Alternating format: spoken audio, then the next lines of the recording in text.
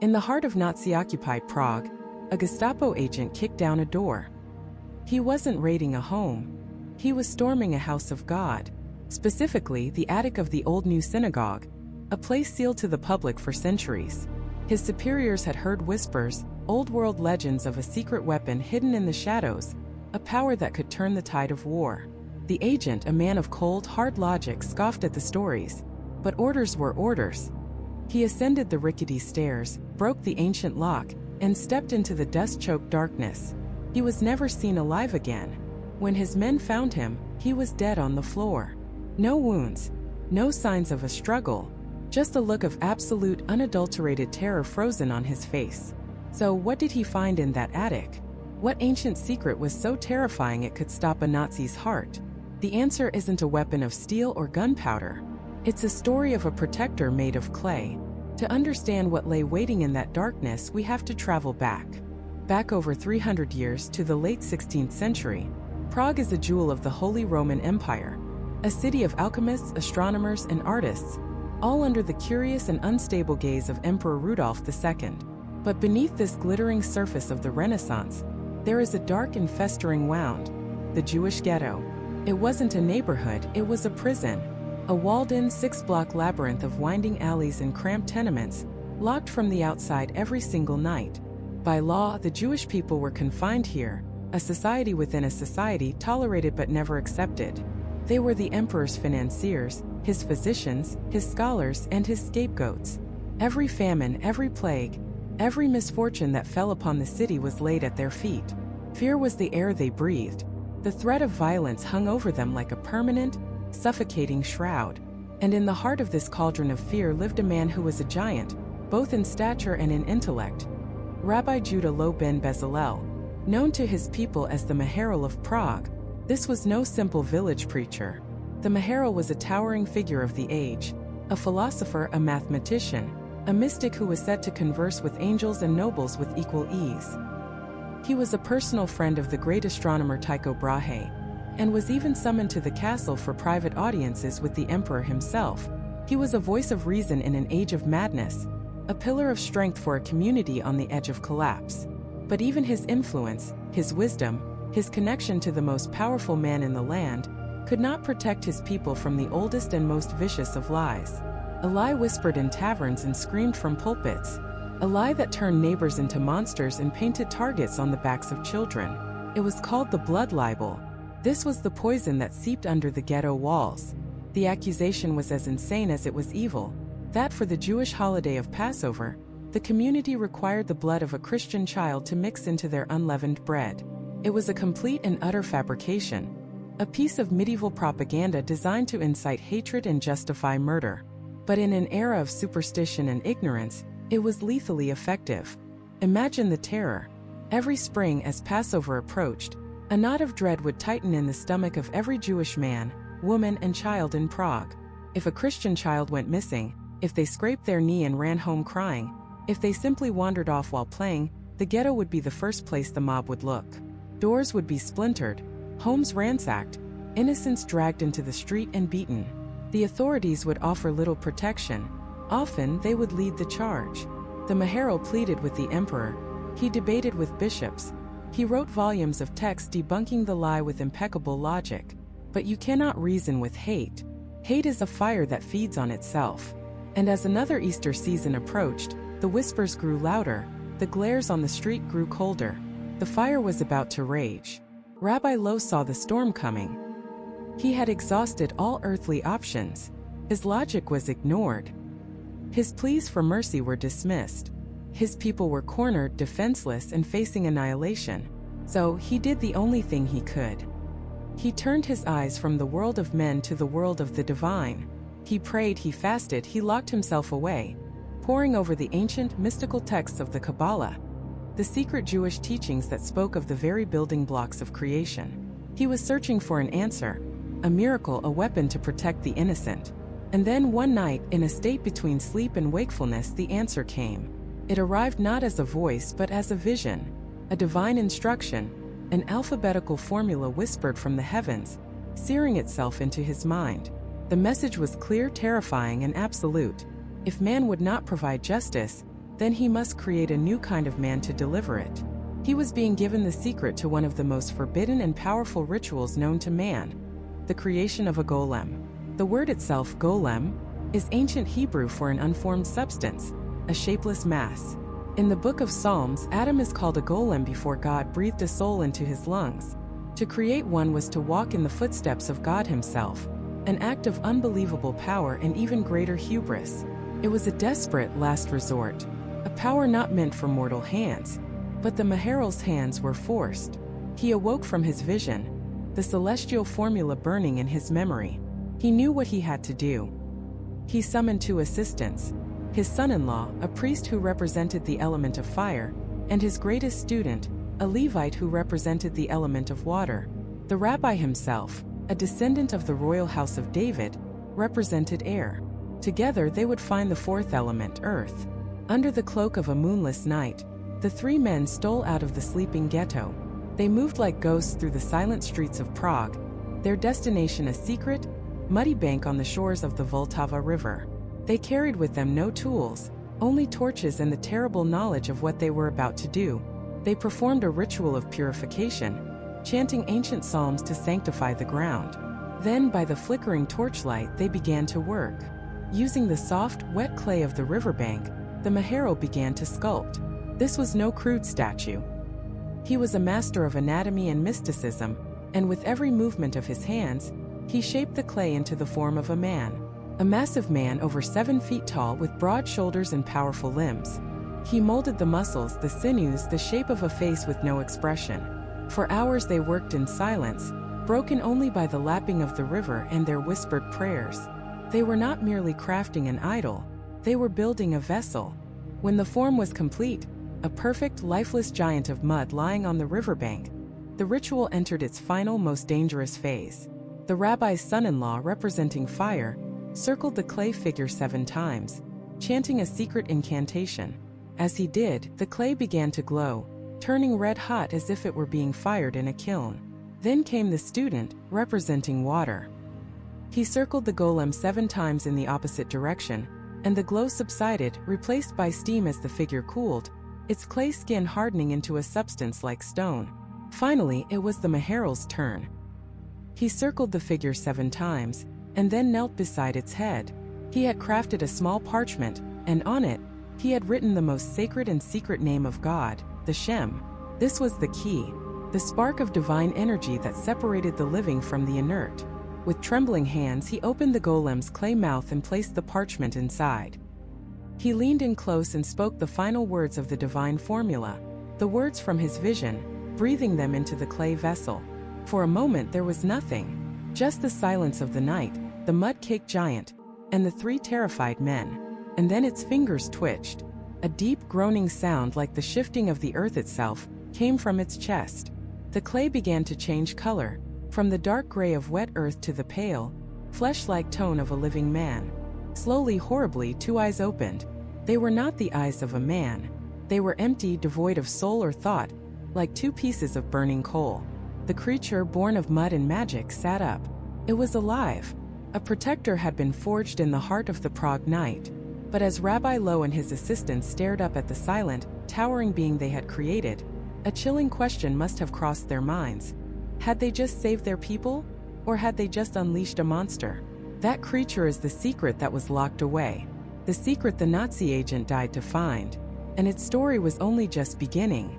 In the echoing silence of the attic, under the pale light of a slivered moon, the creature of river mud and sacred breath stood. It did not breathe. It did not blink. Simply was. Taller than any man, broader than a draft horse, its clay skin was still damp, smelling of the Vltava riverbed and ancient earth. For a long moment the 3 men, Rabbi Loew and his 2 disciples, could only stare, their own breathing ragged in the cold air. The line between prayer and blasphemy had never seemed so thin. This was their creation, their protector, their sin. Rabbi Loew, his hands still trembling from the ritual, took a hesitant step forward. He looked up into the golem's blank, featureless face. There was no intelligence there, no malice, only a profound and unsettling emptiness. It awaited a command. The entire weight of Prague's Jewish quarter, a community living on a knife's edge, rested on what the rabbi did next. He cleared his throat, his voice a dry whisper in the cavernous space. He gave it its first order. A simple one. Walk to the corner. The golem moved. It was not the clumsy, lurching gait of a monster from a nightmare. It was silent, heavy, and inexorable. Each footstep was a soft, solid thud on the wooden floorboards, a sound like a giant's heartbeat. It didn't shuffle. It glided with an unnatural grace that was more terrifying than any stumble. It reached the corner of the attic and stopped, perfectly still, awaiting its next instruction. The power was absolute, and for now it was obedient. The relief that washed over the rabbi was so immense it almost brought him to his knees. He had not, it seemed, unleashed uncontrollable chaos. He had merely harnessed it. But a weapon this powerful could not be left armed. The rabbi knew the final, most crucial step. He approached the silent giant, reached up and carefully, reverently pried open its clay mouth. Inside, resting on its earthen tongue, was the small parchment scroll, the Shem, bearing the ineffable name of God. With the Shem removed, the divine spark was extinguished. The golem's immense form seemed to settle. The faint, almost imperceptible energy that had animated it vanished. It became what it was before. A statue. A lifeless, silent monument of mud and clay. They had found the switch. On and off. Thus began the golem's secret life. By day, it was an inert statue, covered by old prayer shawls and discarded texts in the highest reaches of the old new synagogue, a secret known only to 3 men. But as dusk fell on the narrow, winding streets of the ghetto, the ritual would be repeated. The Shem would be placed in its mouth, and the protector would awaken. They named it Yasali, a quiet, almost affectionate name for something so utterly inhuman, a way to pretend it was one of them. Its purpose was simple: to patrol the ghetto from midnight until the first call to morning prayer. It was a silent guardian angel sculpted from mud. In those first few weeks, its presence changed everything. The nighttime ambushes on Jews returning home late ceased. The vandals who would scrawl hateful symbols on the doors of homes and shops disappeared. Fear, which had been a constant, suffocating blanket over the community, began to recede. One night, a gang of drunken thugs, emboldened by liquor and prejudice, decided to set fire to the ghetto's wooden gate. They carried torches and clubs, their laughter echoing off the cold stone. As they splashed oil on the ancient wood, a shadow detached itself from the deeper shadows of an alley. It was Yasali. The men froze. Their drunken bravado evaporated, replaced by a primal terror. They weren't looking at a man. It was too big, too dark, its shape wrong. It moved toward them, its silent, purposeful stride more horrifying than any roar. It didn't run. It simply consumed the distance between them. It reached the gate, and with one effortless motion, snapped the thick iron bolt they had just locked. Then it turned its blank face to them. It didn't need to do anything else. They dropped their torches and fled, screaming into the night about a demon born from the mud, a story that their sober friends would mock them for the next day. But the ghetto remained safe. The golem was brutally efficient. It couldn't be reasoned with, couldn't be bribed, couldn't be intimidated. It was a force of nature directed by a single holy purpose: protect the innocent. When a known agitator tried to sneak into the ghetto to plant a dead Christian child's body, the classic vile setup for a blood libel accusation, the golem was there. It didn't harm the man. It simply stood in his path, an immovable mountain of clay. It took the burlap sack from his shoulder, and with a grip that could crush stone, held him until the rabbi's disciples arrived. The plot was foiled before it could even begin. But you cannot hide a giant for long. Whispers started to bleed out from the ghetto into the wider city of Prague. Tavern talk was filled with stories of a phantom, a colossal, shadowy figure seen on the rooftops. A watchman described a shape moving through the fog that was not man nor beast. They called it the Mudman of the Judengasse, the silent giant. Most dismissed it as superstition, the kind of ghost story that flourishes in the dark corners of an old city. But the stories were persistent. They painted a picture of a terrifying, supernatural guardian watching over the Jews. And this picture began to make the city's authorities deeply uneasy. Power, especially power they didn't understand, was something they could not tolerate. Rabbi Loew was hailed as a savior within the ghetto walls. His people saw only the results: the newfound safety, the quiet nights, the absence of fear. But the rabbi himself found little peace. Every night, as he placed the shem in the golem's mouth, he felt a tremor of doubt. He was wielding a power meant only for God. He would spend his days poring over the Kabbalah, over the Sefer Yetzirah, the very book that had given him the instructions. He searched for justification, for a sign that he had done the right thing. But the ancient texts offered only warnings about the hubris of men who sought to imitate the Creator. He saw it in the golem's actions. It was a perfect tool, but it had no judgment. It only had its orders. If told to stop an intruder, it would stop them. It wouldn't distinguish between a malicious saboteur and a lost child who had wandered into the ghetto by mistake. It possessed immense strength but no compassion, no wisdom. It was a hammer, and to it every problem was a nail. The rabbi lived in constant fear of giving the wrong command, of a single word being misinterpreted with catastrophic consequences. The golem was his miracle, but every miracle casts a long shadow, and Rabbi Loew was beginning to realize he was standing in the dark. The threats the golem had faced so far were from the gutter: street thugs, drunken mobs, lone conspirators. But the hatred that fueled these attacks came from a much higher source, from the pulpits of priests and the chambers of city councilmen. And the most venomous voice of all belonged to a man named Thaddeus, a priest who had built his career on fanning the flames of anti-Semitism. He saw the rumors of the ghetto's phantom protector not as a ghost story, but as proof of dark sorcery, of a Jewish conspiracy against the Christian people of Prague. And Thaddeus had just been granted an audience with the one man whose power dwarfed any mud monster, the Holy Roman Emperor himself, Rudolph II. The whispers from the streets were about to become a roar in the halls of power. The battle was escalating. Rabbi Loew had built a protector to guard his people from the wolves at their door. But he was about to discover that the greatest threat wasn't a wolf at all. It was the hunter who commanded them. The monster of clay had proven it could fight the monsters in the alleyways. But a new kind of monster was coming, one who wore a crown. That crown belonged to Emperor Rudolph II, a man who ruled not from a throne of logic, but from a laboratory of shadows. His castle, perched high above Prague, wasn't just a fortress of stone. It was a sanctuary for the strange, a haven for the occult. While other kings waged wars with steel and gunpowder, Rudolph waged a war for the secrets of the universe. He was a recluse, a melancholic monarch who preferred the company of alchemists, astrologers, and mystics to that of his own courtiers. His ambition wasn't to expand his empire's borders on a map, but to expand the very boundaries of reality itself. He sought the philosopher's stone, the elixir of eternal life, and any artifact that hummed with the energy of the unseen world. And now whispers had reached his ear. Whispers carried on the bitter winds from the Jewish quarter, tales of a giant made of mud, a silent guardian that walked the night. At first he dismissed them. The common folk were always inventing monsters to explain their fears. But the whispers grew louder, more detailed. They were brought to him by men he trusted, spies, informants, and most persuasively, by the priest Thaddeus. Thaddeus, his face a mask of pious fury, stood before the emperor. He didn't speak of a protector. He spoke of an abomination, a creature of dark Kabbalistic magic, a mockery of God's creation, forged in defiance of heaven and the Holy Roman Empire. He painted a picture not of defense but of insurrection.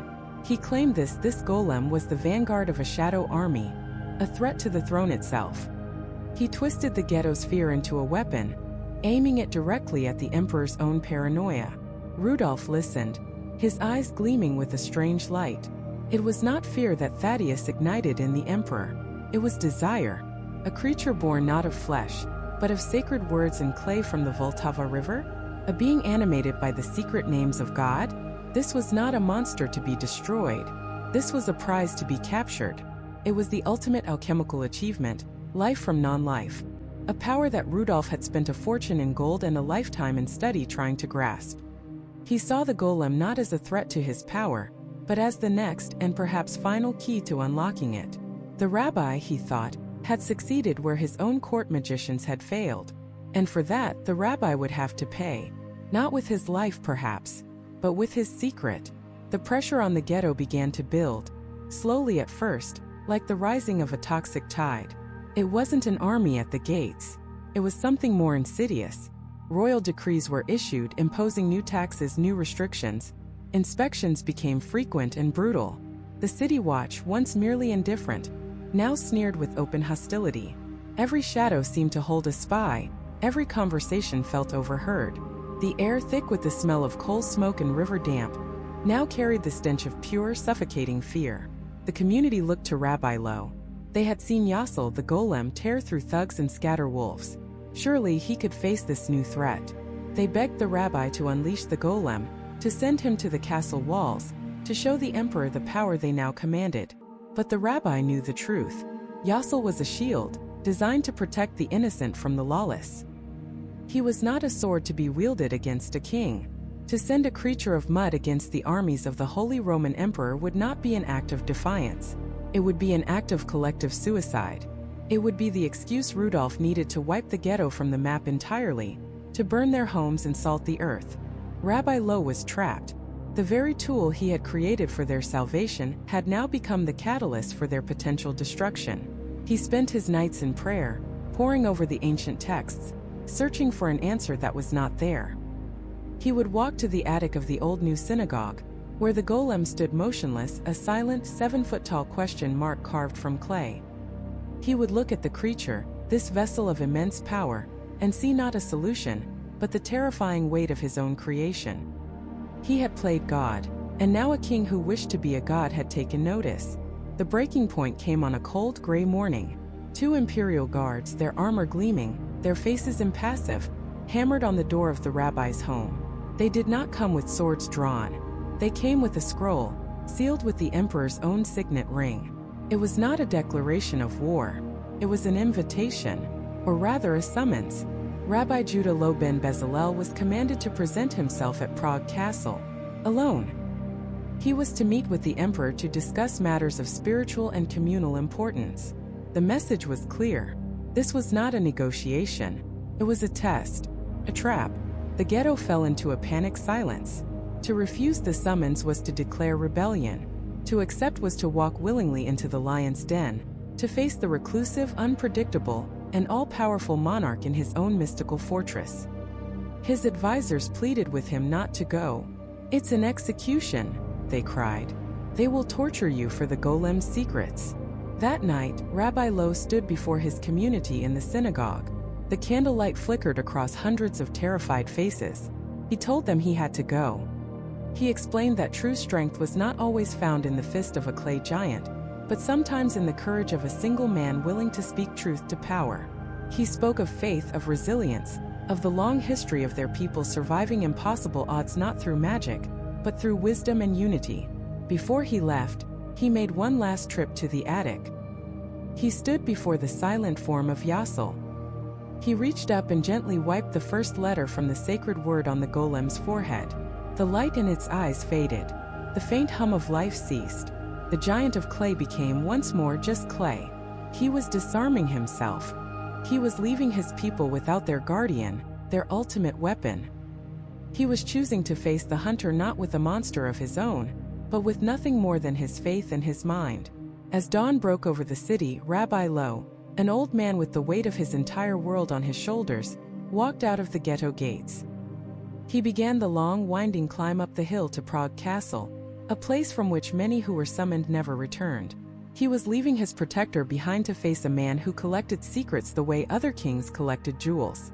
And the emperor was waiting, eager to acquire the most powerful secret of all, the secret of life locked away in the mind of the old rabbi, now walking, step by deliberate step, towards his uncertain fate. The stone-paved streets of Prague were a labyrinth of whispers. As Rabbi Loew moved through them, the city itself seemed to hold its breath. The usual cacophony of vendors, of cartwheels groaning on cobblestone, of children's laughter echoing from hidden courtyards, all fell away. People stopped. They watched.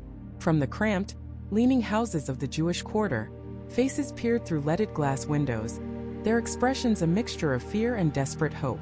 They saw not just a man, but their patriarch, their shield, walking toward the gilded cage of the lion. As he crossed the Charles Bridge, the city transformed. The humble, organic tangle of the ghetto gave way to the grand, imposing architecture of power. Gargoyles and saints stared down from on high, their stone eyes passing a silent, eternal judgment. Prague Castle loomed ahead, a fortress city perched on a hill, a crown of spires and ramparts piercing the sky. It was a place built to intimidate, to remind every soul in Prague of their place in the world. And the rabbi's place, according to the emperor's decree, was to be a supplicant. But Judah Loew ben Bezalel did not walk like a supplicant.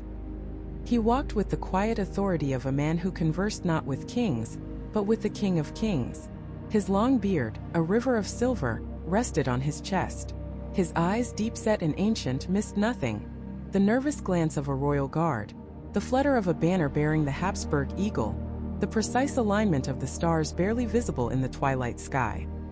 He carried the weight of his entire community on his stooped shoulders, yet his step was firm. He was a shepherd, and the wolf had just called him by name. Inside the castle walls, the air grew thick with strangeness. Emperor Rudolph's court was unlike any other in Europe. It wasn't just a seat of power. It was a laboratory, a museum, and an asylum all rolled into one. Alchemists with soot-stained fingers hurried down corridors, muttering about transmutations. Astrologers consulted celestial charts in torchlit alcoves. Taxidermied crocodiles hung from vaulted ceilings next to priceless tapestries. It was a monument to one man's insatiable obsessive curiosity. Rudolph II, Holy Roman Emperor, was a collector not just of art, but of impossibilities. Rabbi Loew was led through halls that felt like a fevered dream. He passed rooms filled with clockwork automatons, celestial globes that spun in perfect harmony, and shelves groaning under the weight of arcane texts bound in human skin. This was the emperor's power, not just armies and edicts, but a relentless quest to catalog, understand, and ultimately control every secret of the natural and unnatural world. The rabbi was not just a guest. He was a potential acquisition, the most prized specimen for the emperor's collection. Finally, he was brought to a vast circular chamber, the audience hall. There, upon a throne carved from the wood of a single ancient oak, sat the emperor. Rudolph was not a physically imposing man. He was thin, with a pale complexion and a haunted, restless energy in his eyes. He was surrounded by the tools of his obsession, telescopes pointed toward the frescoed ceiling, which depicted the constellations in breathtaking detail. Astrolabes of polished brass sat on nearby tables, and at his side, pacing like a caged panther, was none other than Tadeusz the apostate, his face a mask of triumphant malice. The emperor did not speak at first. He simply watched the rabbi approach, his fingers steepled before him. The silence stretched thick and heavy. It was a test, a game of wills played before a single word was uttered. Tadeusz smirked, sensing his moment of victory. But the rabbi simply stood, patient and unmovable, a rock in the swirling currents of the emperor's madness. Finally, Rudolph spoke, his voice surprisingly soft, yet carrying an unnerving intensity. Rabbi Loew, they say you are a man of miracles, that you can read the future in the flicker of a candle and speak the language of the angels. The rabbi inclined his head slightly. I am a humble servant of God, your majesty. I read his holy texts. The only future I concern myself with is that of my people. A thin smile played on Rudolph's lips. He gestured to the star-painted ceiling. God's texts are written not only in books but in the heavens. I have spent a lifetime trying to decipher them. Tycho Brahe, Johannes Kepler, the greatest minds in Christendom work for me, yet they only see the mechanics, the clockwork. They do not understand the mind of the clockmaker. But you, Rabbi, your tradition is older. It reaches back to the beginning, to the very words of creation. Tadeusz stepped forward. He is a sorcerer, your majesty. He traffics in forbidden Kabbalistic arts. He summons demons and spirits to do his bidding. Rabbi Loew didn't even glance at him. His eyes remained fixed on the emperor. The man who accuses another of trafficking with darkness is often the one most intimately acquainted with the shadows. Rudolph waved a dismissive hand at Tadeusz, a flicker of annoyance in his eyes. Silence. I did not summon you for your zealotry. He leaned forward, his gaze locking onto the rabbi's. I have heard stories, whispers from the ghetto, of a protector, something that walks at night, something that is not born of woman, yet has the strength of 100 men, something that leaves footprints of mud and terror in its wake. The air in the room grew cold. This was it, the heart of the matter. My people are frightened, your majesty, the rabbi said, his voice even. When people are frightened, Their imaginations create monsters to explain the terrors they already face. "Oh, I believe in this monster," Rudolph whispered, his eyes gleaming. "I do, but I do not see it as a monster. I see it as a marvel, a triumph of will over matter, a homunculus, a golem, the secret of all alchemists, the dream of kings, to create life from inanimate clay, to become a god on earth." The emperor stood, his form silhouetted against a massive stained glass window. "Tadeusz tells me the blood libel accusations are gaining traction. The priests are preaching it from the pulpits. The people are restless. A spark could set this city ablaze, and your ghetto would be the first thing to burn. A terrible tragedy." He let the threat hang in the air, but a tragedy that could be avoided. He walked down from his throne, circling the old rabbi like a predator. "I am a reasonable man. I am a protector of the arts and sciences. I wish to be a protector of your people too. All I ask for in return is a piece of knowledge, a secret for a secret, your people's safety, for the secret of your golem." He stopped directly in front of the rabbi, his face inches away. "Tell me how you did it. Give me the incantations. Give me the sacred name of God you used to animate the clay, the Shem HaMepharash. With it I can build an army of tireless, fearless soldiers. I can secure the borders of my empire forever. I can bring about a new age of peace and prosperity. Help me, Rabbi. Help me help you." Rabbi Loew was silent for a long moment. The fate of thousands rested on his next words. He looked at the emperor, a man drowning in a sea of knowledge but thirsting for a single drop of true wisdom. He saw the paranoia, the ambition, the terrifying, hollow need to control the uncontrollable. Then the rabbi spoke, his voice low but resonant, filling the vast chamber. "Your Majesty, you seek to wield a power you cannot possibly comprehend. The letters of the divine name are not tools. They are not weapons. They are the very pillars upon which creation stands. To use them for conquest, for earthly power, is to pluck a stone from the foundation of the world. And even an emperor cannot stop the heavens from crashing down upon his head when the foundation crumbles."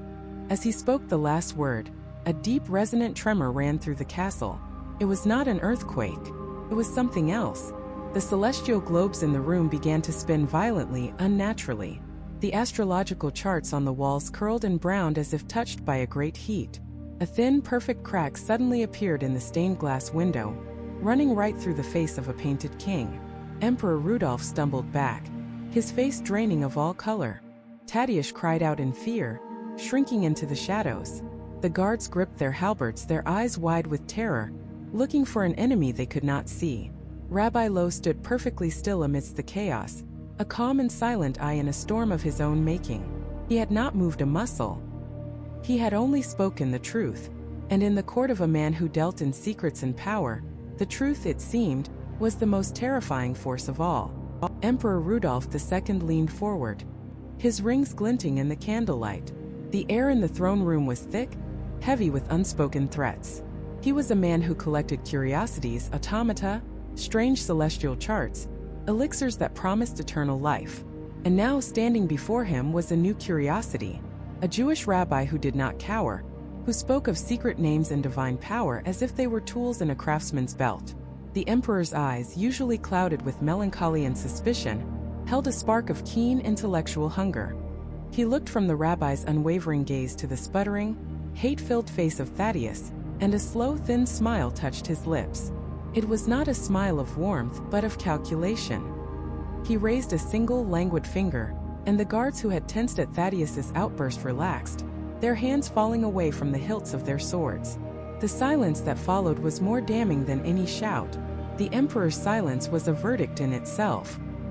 He had weighed the two men before him. One offered him the same old, tired song of fear and blame, a tune that was useful for controlling the masses but intellectually barren.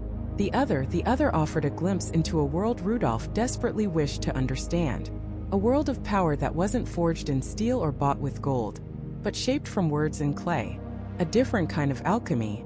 Finally he spoke, his voice a dry rustle of parchment. "Thaddeus," he said, the name tasting like ash in his mouth, "your zeal is noted. It is also dismissed. You have brought nothing to my court but the stench of the sewer, a panic for the common folk, and an accusation without a shred of proof. You have wasted my time. He waved his hand, a gesture of finality. "Leave. And do not bring your street corner hysterics into my presence again, unless you wish to study the astronomy of this city from the inside of a dungeon." Thaddeus's face went from red to a ghastly, bloodless white. Humiliation washed over him, colder and sharper than any blade. He opened his mouth, then closed it, choking on the venom he wished to spit. To be dressed down, not just in private, but in front of his enemy, it was an unendurable wound to his pride. He bowed, a stiff, jerky motion, and backed away from the throne, his eyes locked on Rabbi Loew. It was not a look of defeat. It was a promise, a vow of hatred so pure it was almost a physical thing in the room.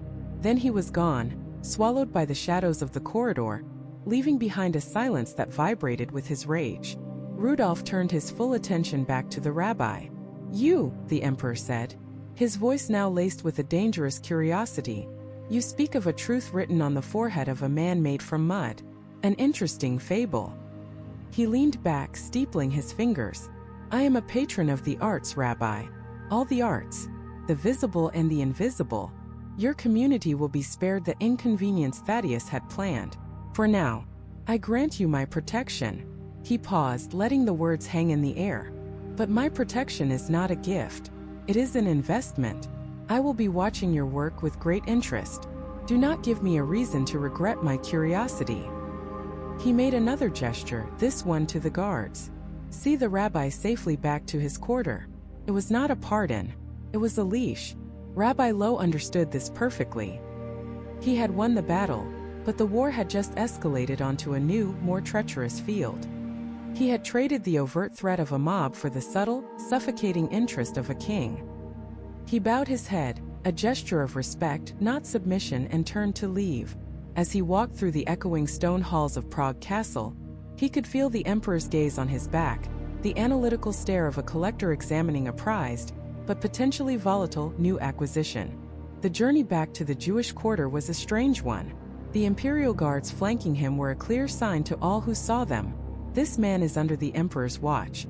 It parted the crowds, silencing the whispers and turning hostile glares into confused ones. He was an untouchable, an anomaly.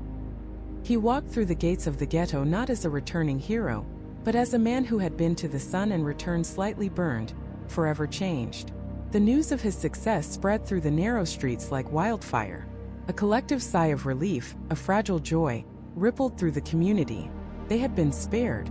But as the initial relief faded, a new anxiety took its place. They saw the look in their rabbi's eyes. This was not the face of a man who had won a final victory. It was the face of a man who had merely survived one round to face a more difficult one.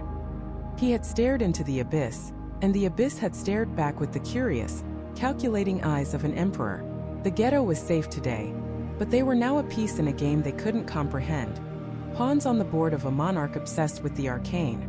Rabbi Loew didn't join the quiet celebrations. He dismissed his worried students and his anxious family, seeking only solitude. He made his way through the darkening streets to the old new synagogue, its Gothic peaks like jagged teeth against the twilight sky. He climbed the familiar winding stone steps to the attic, the geniza, the storeroom for worn-out sacred texts. But it held another secret now. He unbarred the heavy wooden door and stepped inside. The air was still and thick with the dust of centuries. In the center of the room, covered by a collection of old prayer shawls, lay the shape of a man. 7 feet of silent, unmoving clay. Yasali, the golem. Rabbi Loew pulled back the coverings, his hand gentle. The creature looked almost peaceful in the gloom. A giant in slumber. On its forehead, beneath a tangle of matted, clay-caked hair, were the Hebrew letters Aleph, Mem, and Tav. Emet, truth. The truth he had spoken of to the emperor. He had hoped, prayed that this would be enough, that the idea of the golem, the threat of a power beyond mortal understanding, would be a sufficient shield. He had hoped he would never have to wake him, never have to erase that first letter and change truth into death. But looking at the silent form, he felt a cold certainty settle in his soul. The reprieve he had won was temporary. A victory bought with the dangerous truth had only made his enemies more desperate. An enemy scorned is an enemy multiplied. Thaddeus would not be stopped by an emperor's decree. A fanatic's hatred is its own kingdom, with its own laws. And miles away, in a candlelit cellar reeking of cheap wine and stale incense, that hatred was crystallizing into a plan. Thaddeus stood before a handful of his most loyal, most brutal followers. The humiliation in the emperor's court had burned away any semblance of restraint. His eyes were feverish, his voice a low conspiratorial hiss. "The emperor is blind," he spat, "bewitched by their Kabbalistic tricks. He will not act. So we must give him a reason to. We will give him proof so undeniable, so horrifying, that even he cannot ignore it." He unrolled a crude map of the city on the table, his finger stabbing at the tangled knot of streets that marked the Jewish quarter. "The court will not listen to accusations," he rasped, a terrible smile twisting his lips. "So we will not accuse. We will create the crime." His followers leaned in, their faces illuminated by the flickering candlelight, their expressions a mixture of confusion and cruel anticipation. Their holiest of weeks is approaching. Passover, when they celebrate their exodus from bondage. His smile widened. "It is then they say they need the blood of a Christian child for their matzah. A lie, a slander, but a useful one." He looked around the room, meeting each man's eye. "We will make the slander true. We will find a child, an orphan, a street urchin, someone no one will miss. And on the first night of their feast, when they are all locked in their homes, we will deliver our proof. We will show the emperor and all of Prague, the monster that lives in its heart." He picked up a quill, dipped it in red ink, and drew a thick bloody circle around a date on a nearby calendar. The first night of Passover. The trap was no longer a matter of words and whispers. It was a matter of time and blood. The ink dried, a dark promise on the parchment. Outside Thaddeus's study, Prague was a city holding its breath. Spring had arrived, but it carried no warmth for the residents of the Jewish quarter. It brought instead a familiar, chilling dread that settled in the marrow of their bones. It was the season of Passover, the celebration of liberation from slavery in Egypt. But every year it was also the season of the blood libel, the grotesque lie that Jewish people used the blood of Christian children to make their matzah. A lie as old as it was vile, and one that Thaddeus was sharpening into a weapon. His whispers had done their work. In the taverns and marketplaces, conversations would fall silent when a Jew walked by. Mothers would pull their children closer, their eyes filled with a suspicion that had been planted and carefully watered by the apostate. Thaddeus had created the perfect environment for his lie to take root, a field tilled with fear and fertilized with generations of hatred. All he needed now was the seed. His plan was one of diabolical simplicity.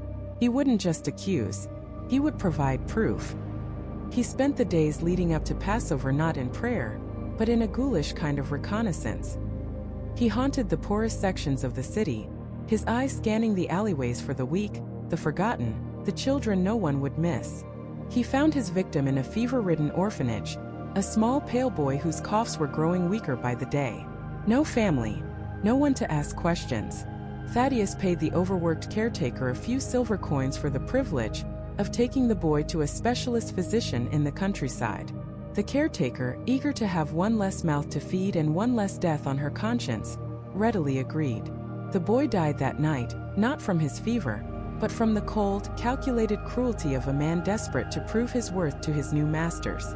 In a hidden cellar by the light of a single sputtering candle, Thaddeus and two hired thugs performed a monstrous ritual of their own. They drained the boy's body of blood, collecting it in a clay vessel. They dressed the small corpse in clean clothes and wrapped it in a heavy canvas sack. This would be their evidence. The body planted in the right place. The vessel of blood, a horrifying prop. The story, already written in the fearful minds of Prague's citizens, would tell itself. But while one man conspired in the darkness, another was seeking wisdom in the light. Rabbi Loew felt the change in the city. It was a pressure in the air, a coldness in the glances of his Christian neighbors. He knew the whispers of blood libel were circulating again, more virulent than ever before. He had heard the rumors that Thaddeus was stoking the flames. He prayed, he studied the sacred texts, but he knew that faith alone might not be enough to turn back the tide of hate that was rising against his people. He had created a protector, and the time had come to use him. That evening, as twilight painted the rooftops of the ghetto in shades of purple and gray, Rabbi Loew went to the small, hidden room in the attic of the old new synagogue. Yasali stood in the corner, motionless, indistinguishable from a statue were it not for the faint, almost imperceptible glow that seemed to emanate from within. The rabbi approached and placed a hand on the golem's cool, clay chest. He didn't speak aloud. The commands were a silent communion, a transfer of will and purpose. He gave Yasali a new directive, simple and absolute. Patrol. Watch the ghetto. Let no one enter who means to do harm. Be the silent guardian on the walls of our fragile world. And so it began. Every night, as the last residents of the ghetto bolted their doors, a giant figure would emerge from the synagogue's shadows. Yasali walked the narrow, winding streets. He moved without a sound, his massive feet making no impression on the cobblestones. He was a shadow among shadows, his earthen form blending into the night. He saw everything. The stray cats fighting over scraps, the late-night scholar hunched over a candle, the young lovers stealing a kiss in a hidden alcove. He did not judge, he did not interpret. He simply watched. And he remembered. One night, 2 days before Passover, Yasali saw something unusual. Two men, their faces hidden by the brims of their hats, were lingering near the ghetto's main gate long after the curfew. They paced back and forth, whispering to each other and casting nervous glances towards the watchman on the city wall. One of them carried a heavy, lumpy sack over his shoulder. Yasali watched them from the deep shadow of a butcher's stall. He did not move, did not act. His orders were to guard the ghetto from entry, and they had not yet tried to enter. But he recorded their faces, their nervous energy, the shape of the sack, and filed it all away in his nascent consciousness. When Rabbi Loew came to deactivate him before sunrise, the golem conveyed the image to him. A silent, disturbing report. The rabbi's heart grew heavy. The pieces were moving.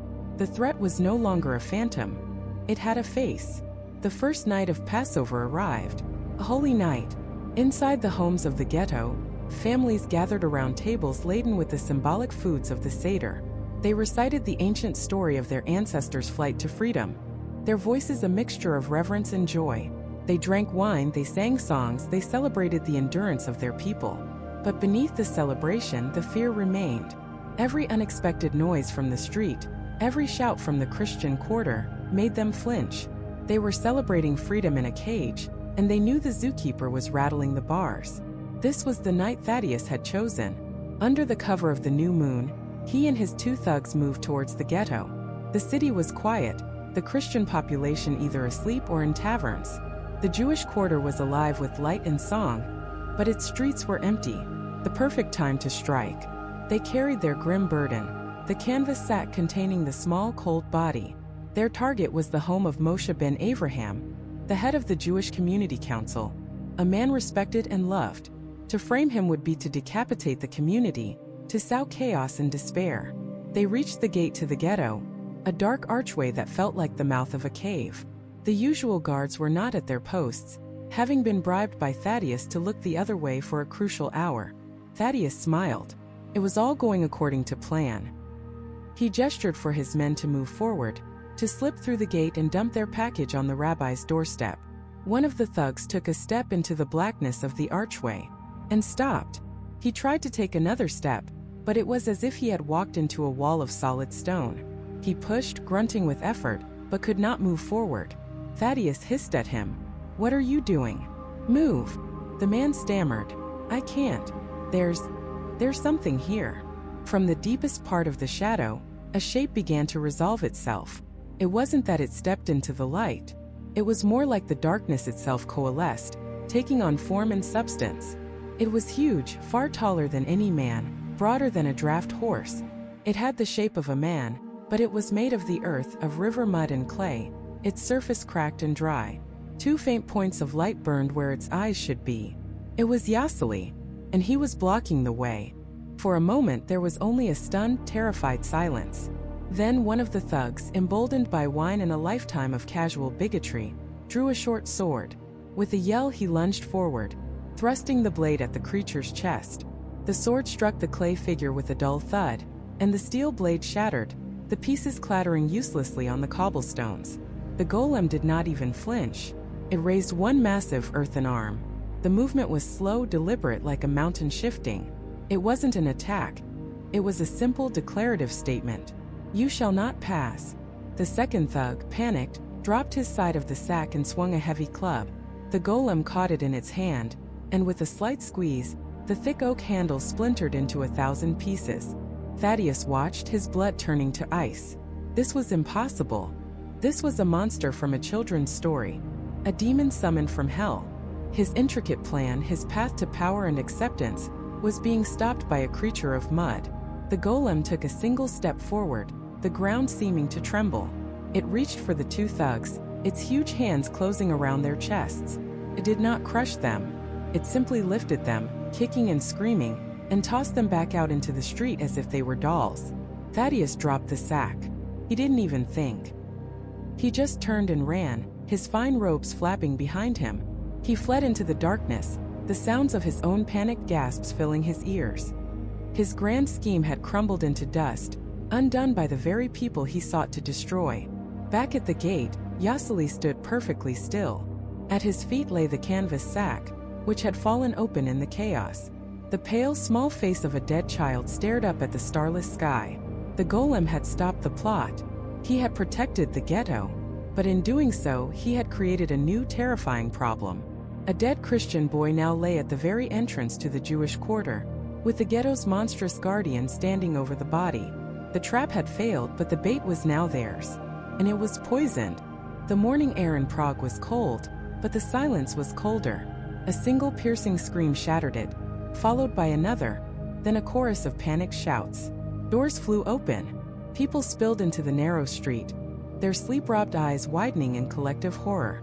There, at the very threshold of their world, lay the body of a small boy, his clothes disheveled, his face pale and still in the gray light of dawn. And looming over him, motionless as the ancient stones of the synagogue, was the golem. It wasn't moving. It was simply there. A silent, 7-foot-tall testament to the nightmare that had just unfolded. Its clay hands, each the size of a small shield, were clean. Its earthen face was blank, impassive, but its presence was a confession. To the terrified onlookers, it was the killer caught red-handed, the monster unmasked. The protector had become the murderer. Rabbi Loew pushed through the crowd, his heart a cold stone in his chest. He saw the scene and understood in an instant the sheer diabolical genius of his enemy's plan. They hadn't needed to defeat the golem. They had simply needed to frame it. The creature had done exactly as it was commanded. It had intercepted those who sought to bring harm to the ghetto. It had stopped them, but it had been programmed to protect, not to understand the intricate deceptions of men. It saw a threat neutralized, a package dropped, and it had simply stood guard over it, waiting for its master's next command. The rabbi's mind raced, a whirlwind of prayer and panic. The golem was a machine of divine instruction, but it possessed no judgment, no sense of irony. It could not see that by guarding the body, it was signing the death warrant for the very people it was created to save. The whispers in the crowd were turning to accusations. Fear was curdling into anger. Soon the city guards would be here. Then the mob. Rabbi Loew knew what he had to do. He pushed his way to the front, his eyes fixed on the giant. He ignored the body for a moment, focusing only on his creation. He reached up, his hand trembling slightly, and peeled the small parchment from the golem's forehead. He wiped away the sacred name of God. The light in the golem's eyes flickered and died. The immense shoulders slumped. The tension that held the massive form upright seemed to dissolve, and the giant became once more just a statue, a monument of inert clay, a terrifying scarecrow. Deactivating it was a risk. It left them defenseless, but its presence was an open wound, and he had to stop the bleeding. Only then did he kneel beside the boy. He was a rabbi, a scholar, but he was also a student of the natural world, of medicine, of the intricate workings of the human body. He looked past the horror, his mind shifting into a mode of pure, analytical observation. The boy's neck wasn't broken.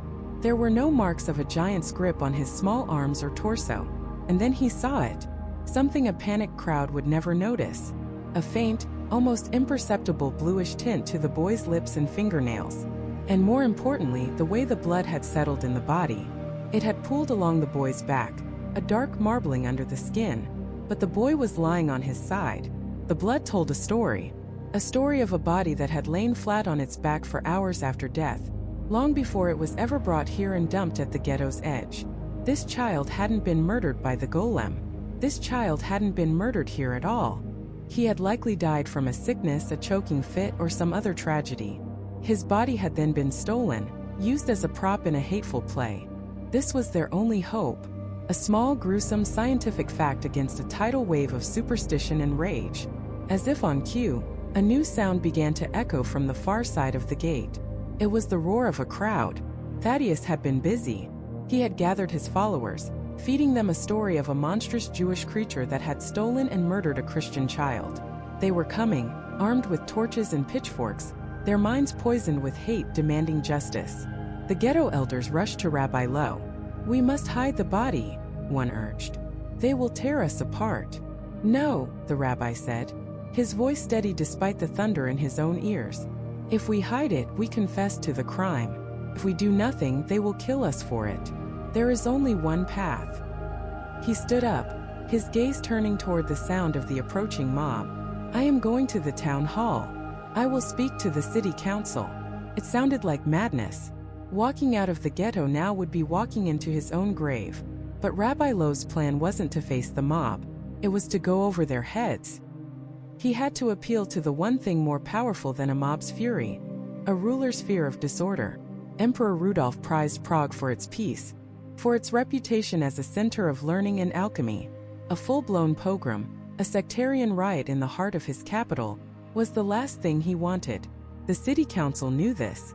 They answered to the emperor, not to the loudest voices in the street. The problem was getting there. The main gate was blocked by the growing mob, but the rabbi knew the ghetto's secrets. He led a small group of his most trusted men through a labyrinth of back alleys, to a small, seldom-used postern gate that opened near the Vltava River. He had to trust that the mob's attention was focused on the main entrance. He emerged into the city proper, a world away from the besieged ghetto. Here, people were going about their morning, unaware of the storm brewing just a few streets away. Pulling his cloak tight around him, the rabbi walked with a purpose and speed that belied his age, his mind rehearsing every word he would say. He was no longer just a rabbi. He was an advocate, a defense attorney for his entire people, and his only piece of evidence was the silent testimony of a dead child. He reached the town hall and, using his official standing as the community's leader, was granted an audience with the emergency council. He walked into a room thick with tension. The councilman looked at him with a mixture of fear and contempt. Thaddeus was already there, his face a mask of pious sorrow, having already spun his venomous tale. "Rabbi Loew," the head councilman said, his voice grim, "you have a great deal to answer for. A child is dead. Your creature was found standing over the body." The rabbi bowed his head slightly, but his eyes were firm. "A child is dead, and it is a tragedy that cries out to heaven," he began, his voice ringing with authority. "But he was not murdered by the golem. He was not murdered by any of my people. He is the victim of a sickness, and his body is the victim of a desecration by men who wish to see this city burn." Thaddeus scoffed. "Lies! The monster you created snatched the boy from his very bed." Rabbi Loew ignored him, addressing the council directly. "My lords, I am a man of learning. I have studied the sciences. I examined the boy myself. The blood in his body, what the physicians call livor mortis, proves that he died while lying on his back, and remained that way for many hours. Yet he was found on his side. He was moved long after his life had passed." He let the words hang in the air. This wasn't the mystical babbling they expected. This was logic. This was forensics. "Furthermore," the rabbi continued, pressing his advantage, "I ask you to consider the purpose of the golem. It was made to patrol the ghetto and prevent outsiders from entering to plant false evidence for a blood libel. Why, then, would a creature designed to keep things out bring something in? The story makes no sense. The golem stopped the men who carried the body, did its job. They dropped their sad burden and fled, leaving my creation to stand guard as it was commanded." The councilmen exchanged uneasy glances. The rabbi's argument was dismantling the foundation of their rage. It was simple, it was logical, and it was deeply compelling. Thaddeus saw he was losing them. He twists words. "It is sorcery. The monster must be destroyed, and its creators punished." Rabbi Loew turned his gaze on Thaddeus, his eyes like chips of flint.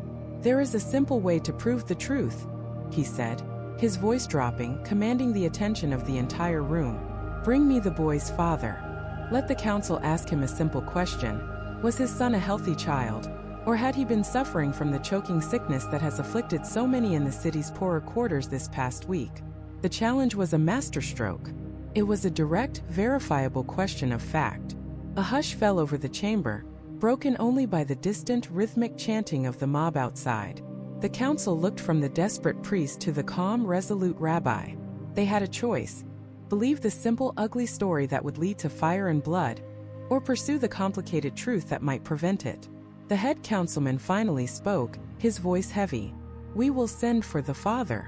The rabbi had won the moment. He had presented the truth, a fragile shield against a tidal wave of hate. Now all he could do was wait, and pray the shield would hold. The air in the council chamber was thick with unspoken words, a silence more deafening than the muffled rage of the mob outside. Every tick of the grand clock on the wall was a hammer blow, counting down the seconds to either salvation or ruin. Rabbi Loew stood his ground, a solitary figure of quiet defiance. He had planted a seed of doubt, a fragile thing in a field of hardened certainty. Now he could only watch and see if it would be trampled or allowed to grow. Minutes stretched into an eternity. The councilmen shifted in their high-backed chairs, avoiding each other's eyes, avoiding the rabbi's steady gaze. They were politicians, men of influence and calculation, and they were caught. To side with Thaddeus was to appease the mob and unleash a massacre. To side with the rabbi was to risk the mob's fury turning on them. So they waited, trapped in their own gilded cage. Then the heavy oak doors creaked open. 2 city guards entered, and between them was a man who looked as though the weight of the world had settled on his shoulders. He was a baker, his hands still dusted with a faint layer of flour, his face pale and etched with a grief so profound it seemed to have hollowed him out from the inside. This was Tomas, the father of the missing girl. His eyes, red-rimmed and lost, scanned the opulent room, seeing nothing. Father Thaddeus moved first. He swept toward the baker, his black robes flowing, a predator cloaked in piety. He placed a hand on Tomas's shoulder, a gesture that looked like comfort but was in fact an act of claiming. "My poor man." Thaddeus's voice was a bomb of poison, dripping with false sympathy. "To have your child, your precious Anna, stolen from you by these heathens. To have her innocent blood used in their dark rituals." Tomas flinched, a fresh wave of pain washing over his face. He looked toward the rabbi, his expression a mixture of confusion and raw, burgeoning hatred. Thaddeus had given his grief a target. "They deny it, of course," Thaddeus continued, his voice rising, playing to the council, to the guards, to the very stones of the hall. "They will lie and twist words, as is their nature. But we know the truth, don't we, Tomas? We know what they do in the shadows of their ghetto." Rabbi Loew stepped forward. He did not address Thaddeus. He did not address the council.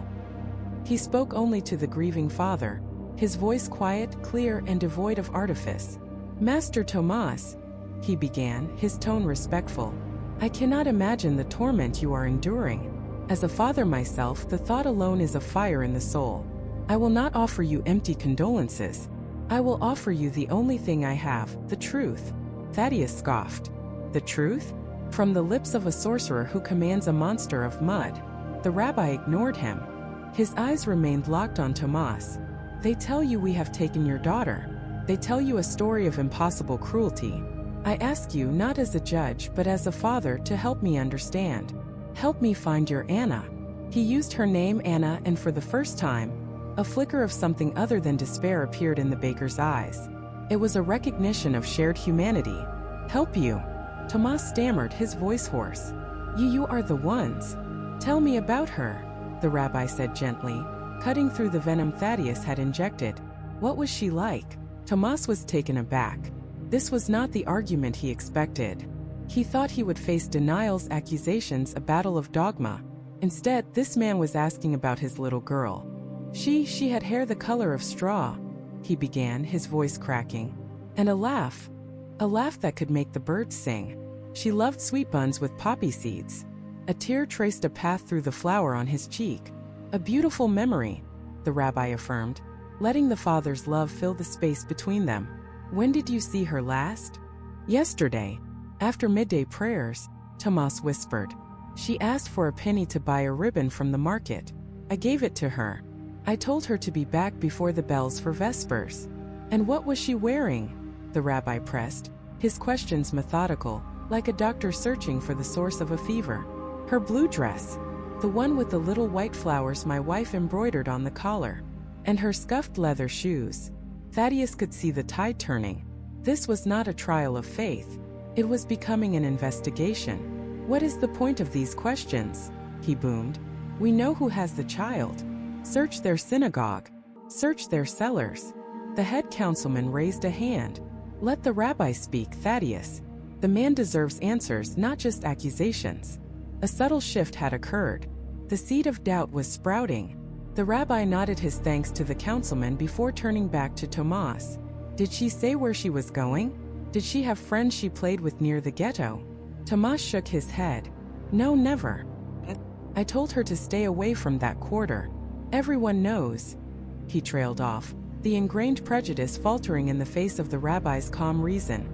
Of course, the rabbi said, without a trace of bitterness. A father's instinct is to protect his child. So she was not going toward the ghetto. Was there anywhere else she liked to play? A favorite spot? A secret place? Tomas closed his eyes, his mind a storm of memory and sorrow. He pictured his daughter, her bright face, her skipping feet. He tried to trace her steps, to follow her ghost through the streets of Prague. The blue dress, the penny for a ribbon. The market was in the main square, in the opposite direction of the Jewish quarter. It didn't make sense. The market, Tomas said aloud, his brow furrowed. She loved the market. But the ribbon seller. He packs up his stall long before Vespers. She would have had hours. His voice trailed off as he tried to piece together the last hours of his daughter's life. Think, Tomas, the rabbi urged, his voice a gentle but insistent probe. Did she mention anything else? Anything at all? A new game? A person she met? Sometimes children say things that seem like nonsense, but they hold a kernel of truth. Thaddeus watched, his jaw tight, a muscle twitching in his cheek.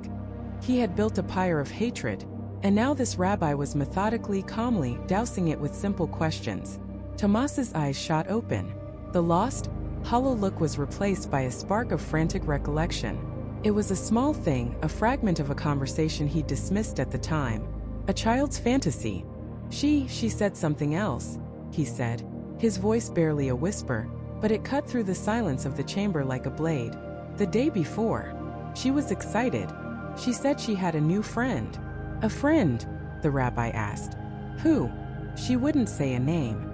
She said she was going to meet him by the water. To see the big wooden boats come in from the south. A collective intake of breath. The Vltava River. She said he gave her candied fruit. Tomas continued, the words tumbling out now. The kind that only the river traders sell. And he promised to show her a secret. A place where the river sprites dance on the water. The room was utterly still. The Vltava River flowed along the western edge of the city, a full mile from the Jewish ghetto. Its currents were notoriously swift and treacherous, especially for a small child drawn to its banks by the promise of secrets and sweets from a stranger. The narrative, so carefully constructed by Thaddeus, the one of ritual and murder, of monstrous Jews and stolen children, suddenly had a hole blown through its center. A new story was emerging, a far more common and tragic one. Of a little girl, a stranger, and the unforgiving river. Rabbi Loew looked from the horrified realization dawning on the father's face to the cold, murderous fury solidifying in the eyes of Father Thaddeus. The shield of truth had not broken. It had held, and now it was beginning to reflect the light, revealing the true monster who had been hiding in the shadows all along. The silence in the grand hall of Prague Castle was a living thing, a coiled serpent holding its breath. It was a silence heavier than stone, filled with the unspoken shock of 1,000 minds trying to process a world turned upside down.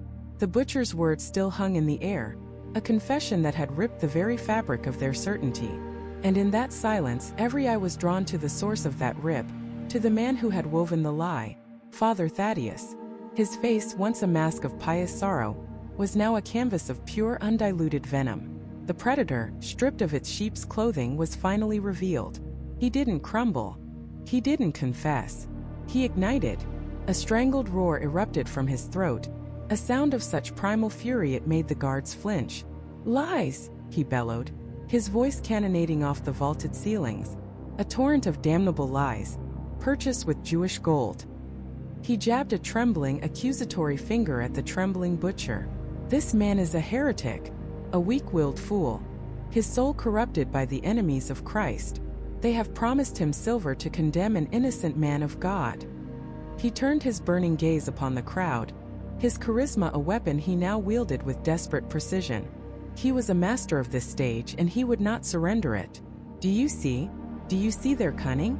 They cannot defend themselves against the truth of their own wickedness, so they seek to poison the well.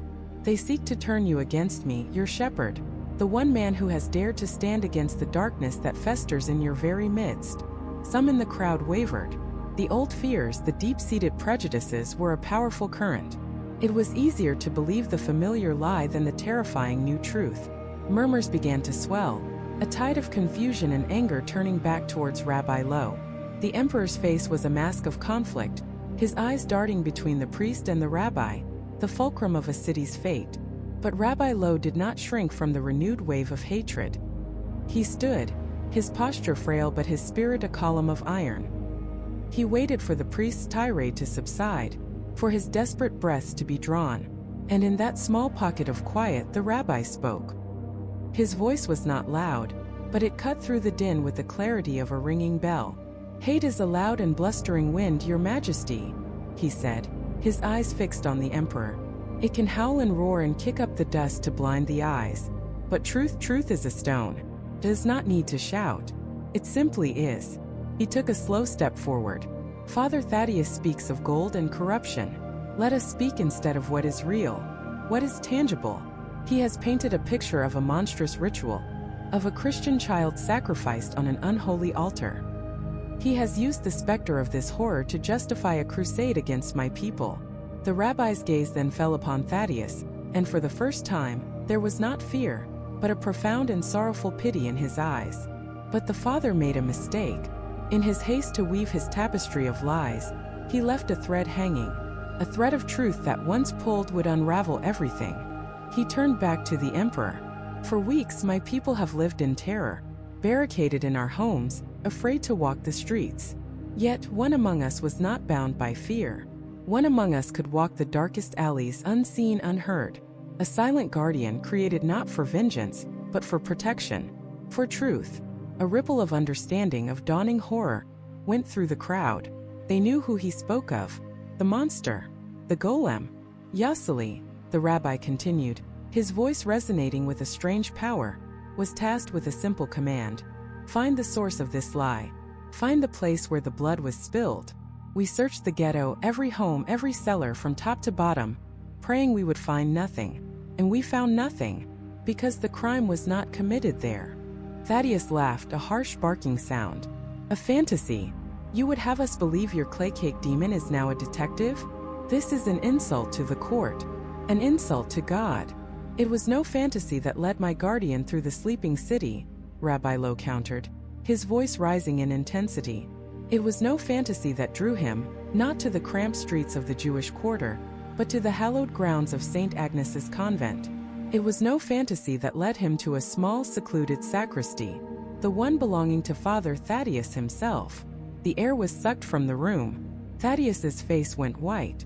"Blasphemy! He lies. The creature would be burned to ash upon entering holy ground. Perhaps God makes exceptions for instruments of his truth," the rabbi said softly. "Your Majesty, I asked your captain of the guard to accompany me this morning. I told him where the golem had led me. I told him what we would find." As if on cue, the great doors of the hall swung open. The captain of the guard strode in, his face grim. Behind him, 2 soldiers carried a wooden chest. They set it down before the emperor's dais with a heavy final thud. The captain looked not at the rabbi, but at Father Thaddeus, his expression one of utter contempt. "We searched the father's private chambers, your Majesty," as the rabbi suggested. He knelt and unlatched the chest. "Beneath a loose floorboard, under the altar where he prays each morning, we found these." He reached in and pulled out a bundle of rags, stained with a deep dark crimson. The crowd gasped. He then pulled out a small, curved skinning knife, its blade still tarnished. And finally a small empty vial. It was the exact vial the butcher had described. Thaddeus stared at the items as if they were venomous snakes. "Planted!" he shrieked, his voice cracking with hysteria. "They planted it. The Jew and his monster crept in and planted this false evidence." "We thought of that, Father," the captain said, his voice cold as steel. "Which is why we brought your laundress in for questioning." She identified the rags. "They are from a set of altar cloths that went missing from your sacristy 2 weeks ago. The day after the child, little Anika, disappeared. The final nail. The coffin was sealed. The lie was dead." Emperor Rudolph II rose slowly from his throne. He was no longer the conflicted intellectual. He was the Holy Roman Emperor, the arbiter of justice for 1,000,000 souls. His gaze was glacial as it settled on the trembling priest. "You have used the sacred cross as a dagger." The emperor's voice was low, yet it filled every corner of the hall. "You have twisted the love of God into a weapon of hate. You have sought to baptize this city in the blood of the innocent, both Christian and Jew, to satisfy your own venomous ambition. There is no blasphemy greater than this." He raised his hand, pointing a single imperial finger at the disgraced priest. "Thaddeus of the Order of St. Agnes, I find you guilty of murder, of treason against the imperial crown, and of a heresy so profound it offends the very eyes of heaven. You will be stripped of your office and delivered to the executioner's block at dawn." It was over. Justice had won. A collective sigh of relief, of exhausted release, swept through the hall. The butcher wept openly. Rabbi Loew closed his eyes and offered a silent prayer. But Thaddeus was a cornered rat. And a cornered rat will do anything to escape the trap. As the guards moved to seize him, he did the last thing anyone expected. He threw his head back and laughed. It was not a sound of humor, but of pure nihilistic madness. His eyes, wide and bloodshot, scanned the crowd, the people he had so expertly manipulated. He saw the flicker of doubt that still remained in some of them, the embers of hate he had so carefully fanned, and he poured gasoline on them.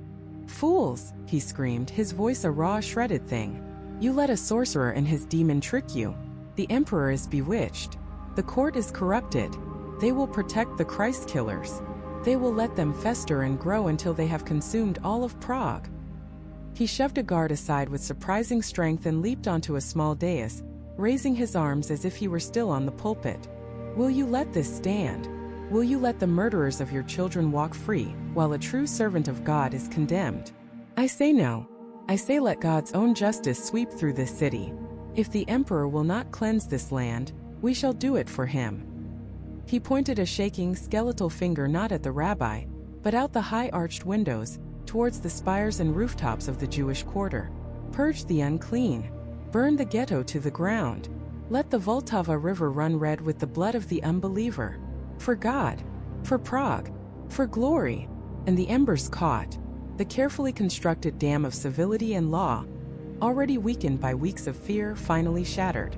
A roar rose from the back of the crowd, a guttural cry of pure, unleashed mob fury. It was no longer a gallery of citizens. It was a beast awakened and hungry.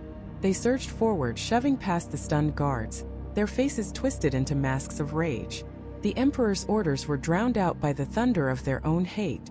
The wave of humanity crashed against the castle doors, bursting them open, and poured into the streets, a river of violence flowing directly, unstoppably, toward the ghetto. The sound of the mob was a physical thing, a beast of 1,000 throats roaring its hunger. Inside the ghetto, doors were barred, shutters were slammed shut, and families huddled in the darkness, praying. The rabbi's heart was a stone in his chest. He had hoped, he had prayed that it would not come to this. But hope was a luxury they could no longer afford. He turned to his son-in-law, Isaac, and his most trusted disciple, Jacob. Their faces were pale in the torchlight, but their eyes were resolute. There was no more time for debate.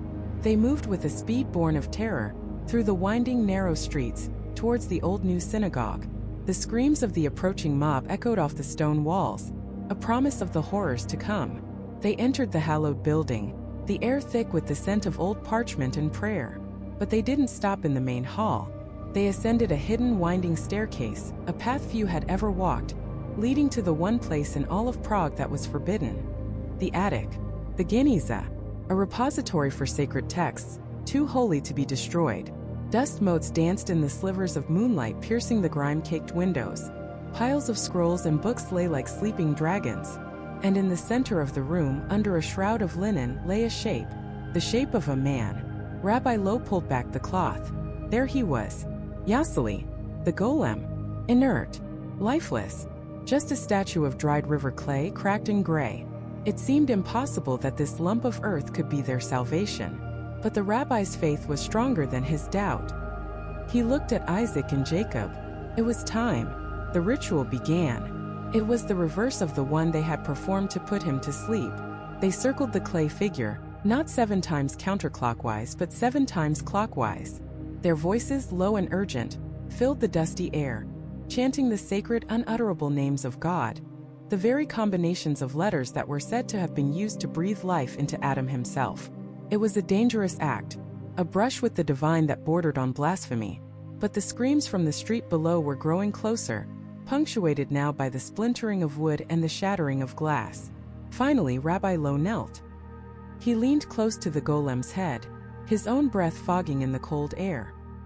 He took the parchment from his pocket, the one bearing the single, holy word, and reverently placed it back into the clay mouth.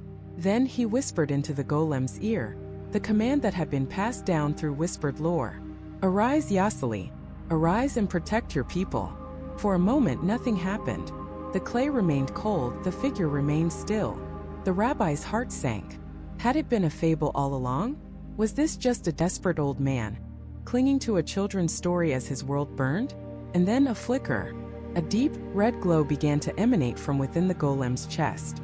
It pulsed slowly at first, then faster like a waking heart. The cracks in the clay sealed themselves, the surface smoothing over. The eyes, once dull and lifeless, now burned with 2 embers of crimson light. With a groan of shifting earth and grinding stone, the golem sat up. It rose to its full, terrifying height, its head nearly scraping the ancient rafters. It was not a man. It was a force, a living piece of the earth, animated by a divine spark, and it awaited its command. Rabbi Loew looked into those burning eyes and pointed toward the door. Go. The golem moved. It didn't walk so much as it flowed, a landslide in the shape of a man. It descended the stairs, the stone groaning under its weight. It reached the great oak doors of the synagogue just as the first of the mob, their faces twisted with hate, smashed through. What happened next would be seared into the memory of Prague for 1,000 years. The mob, drunk on bloodlust and righteous fury, saw the colossal figure emerge from the synagogue's shadows. They laughed. They thought it was a trick, a man on stilts, a scarecrow. One of them, a blacksmith with arms like tree trunks, swung a massive hammer. The hammer connected with the golem's chest with a sickening crunch, and shattered into a dozen pieces. The blacksmith stared at his empty hands, his face a mask of disbelief, just before the golem's clay fist struck him. The golem was a whirlwind of silent, unstoppable violence. It did not roar. It did not scream. Its only sound was the thud of its steps and the crack of bone. It moved through the mob not like a warrior, but like a farmer scything wheat. Torches were scattered, swords were bent, and men were thrown through the air like dolls. The golem felt no pain. It had no fear. It was an instrument of pure, focused will. The mob's courage, so fierce and unshakable moments before, evaporated into sheer primal terror. This was not a man they were fighting. This was a demon, a monster from the depths of the earth. They broke. They dropped their weapons and they ran screaming, trampling one another in their desperation to escape the ghetto, to escape the silent, clay giant that pursued them. The golem did not stop at the ghetto gates. It followed them into the main square, a relentless, terrifying specter of retribution, ensuring that not a single one would dare to return. And then it was over. The streets were silent, save for the groans of the injured and the distant sounds of the fleeing mob. The ghetto was saved. A cheer went up from the windows and doorways. People poured into the streets, weeping with relief, looking at the colossal figure standing guard in the square. Their protector, their savior. But Rabbi Loew did not cheer. He watched from the synagogue steps, his heart heavy with a new kind of dread. The golem stood in the square, its task complete. But the red light in its eyes did not fade. It had been created for one purpose, to defend. And now that the threat was gone, its purpose was unclear. It began to walk aimlessly at first, its heavy steps shaking the cobblestones. It knocked over a market cart. It tore a shutter from a window. It was a power unleashed, a weapon without a hand to guide it. The very tool of their salvation was becoming a threat. A terrible realization dawned on Rabbi Loew. The golem could not distinguish between enemy and friend. It only understood its directive to protect, and now, without an enemy, its power was turning wild, chaotic. He saw the fear returning to the eyes of his people. They were not looking at a savior anymore. They were looking at a monster. He knew what he had to do. It was the hardest decision of his life. He had brought this being into the world to save them, and now he had to unmake it. He gathered Isaac and Jacob. "It is time," he said, his voice heavy with sorrow. "God lent us his power. Now we must return it." They approached the golem. It towered over them, its blank face unreadable, the red glow in its eyes pulsing. Rabbi Loew walked to the front of the creature, his protector, his child of clay. He looked up at it, and for a fleeting moment, he thought he saw a flicker of something in those crimson eyes. Confusion? Sadness? Or was it just a reflection of his own heart? He reached up, his hand trembling, and gently, reverently opened the golem's mouth. He pulled out the parchment, the Shem, the name of God. The effect was instantaneous. The red light in the golem's eyes flickered and died. The immense strength seemed to drain out of it, like water from a shattered vessel. The smooth, hard clay began to crack and crumble. It was no longer a living being. It was just mud and dust. The Golem of Prague, the savior of the ghetto, collapsed into a heap of lifeless earth on the cobblestones of the square. The people watched in stunned silence. Rabbi Loew fell to his knees, tears streaming down his face, mourning the loss of the protector he was forced to destroy. The next day, Emperor Rudolf, shamed and furious at the defiance of his orders, officially and publicly condemned the blood libel, declaring the Jewish people of Prague under his permanent and explicit protection, with the threat of death to any who would harm them. The peace that Rabbi Loew had sought through diplomacy was finally achieved, but only after being purchased with magic and violence. The remains of the golem were gathered and secretly carried back to the attic of the old new synagogue, where they were covered once more. And there, the legend says, they remain to this day, a pile of dust and clay waiting for a time when its people might need a protector once more. The story of the golem is more than a fairy tale. It's a desperate prayer given form. It's a cautionary tale about the dark and dangerous power that can be born from persecution. It asks us a question that echoes through the centuries.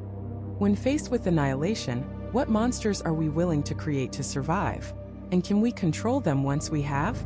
The golem is the embodiment of that terrible, necessary choice. A protector made of clay, a savior born of fear, and a silent, sleeping reminder that sometimes the only thing that can stop a monster is another.